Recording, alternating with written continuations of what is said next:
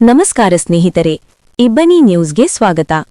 ನಿನ್ನೆ ಬಳ್ಳಾರಿ ನಗರದ ಸರ್ಕಾರಿ ಶಾಲಾ ಶಿಕ್ಷಣ ಮತ್ತು ಸುರಕ್ಷತೆ ಇಲಾಖೆ, ಜಿಲ್ಲಾ ಶಿಕ್ಷಣ ಮತ್ತು ತರಬೇತಿ ಸಂಸ್ಥೆ ಬಳ್ಳಾರಿಯ ಡಿಇಡಿ ಕಾಲೇಜಿನ ವಿದ್ಯಾರ್ಥಿ ಮತ್ತು ವಿದ್ಯಾರ್ಥಿನಿಯರಿಗೆ ಮಾಜಿ ಅರೆ ಸೈನಿಕರು ಬಳ್ಳಾರಿ ಇವರಿಂದ ರಾಷ್ಟ್ರ ರಕ್ಷಣೆಯಲ್ಲಿ ಪ್ಯಾರಾಮಿಲಿಟರಿಗಳ ಪಾತ್ರ ಎಂಬ ವಿಷಯದ ಬಗ್ಗೆ ವಿಶೇಷ ಉಪನ್ಯಾಸ ಕಾರ್ಯಕ್ರಮವನ್ನು ಹಮ್ಮಿಕೊಳ್ಳಲಾಗಿತ್ತು.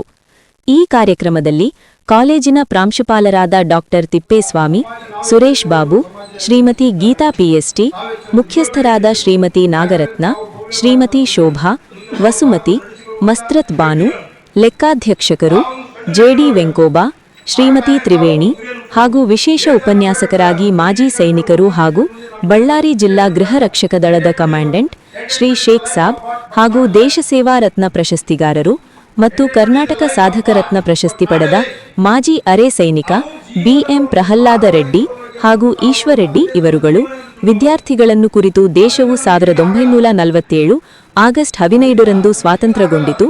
ಸುಮಾರು 200 ವರ್ಷಗಳ ಕಾಲ ಬ್ರಿಟಿಷರು ನಮ್ಮ ದೇಶವನ್ನಾಳಿದ್ದರು. ನಮ್ಮ ಭಾರತವು 28 ರಾಜ್ಯಗಳು, 8 ಕೇಂದ್ರ ಆಡಳಿತ ಪ್ರದೇಶಗಳನ್ನು ಹೊಂದಿರುತ್ತದೆ.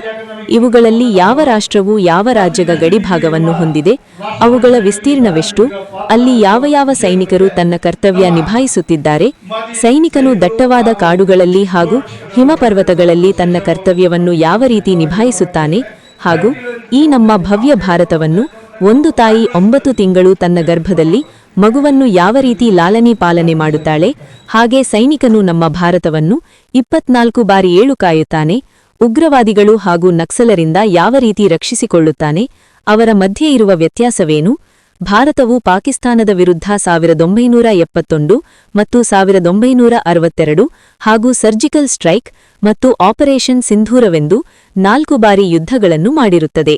ಇಂದಿನ ವಿದ್ಯಾರ್ಥಿಗಳೇ ಮುಂದಿನ ಭವ್ಯ ಭಾರತದ ಪ್ರಜೆಗಳು. ಸಂವಿಧಾನವನ್ನು ಗೌರವಿಸುವುದು ನಮ್ಮೆಲ್ಲರ ಹಕ್ಕು.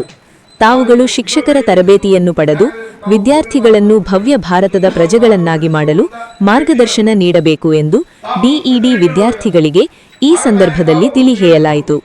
ಶಿಕ್ಷಕ ತರಬೇತಿ ಸಂಸ್ಥೆಯಿಂದ ಮಾಜಿ ಅರೆ ಸೈನಿಕರಿಗೆ ಸನ್ಮಾನಿಸಲಾಯಿತು.